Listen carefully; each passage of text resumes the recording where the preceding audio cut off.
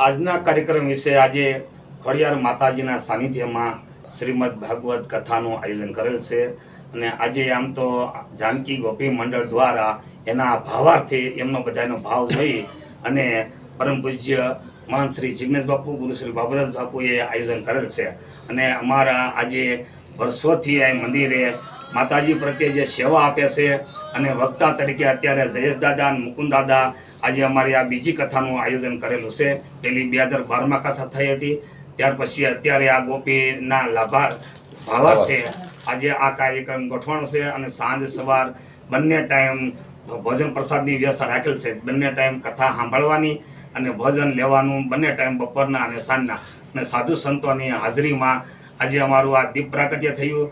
રતિ દાદા પધાર્યા હતા સાલાળાથી, તેમણે દીપ પ્રાગટ્ય કરી, પ્રવચન કરી અને અમને આમ બહુ ખૂબ આનંદ આવ્યો અને અમારા મંદિર પ્રત્યે સંતોની અને મહંતોની અને બ્રાહ્મણોની લાગણી હંમેશા રહે એ માતાજી પાસે પ્રાર્થના।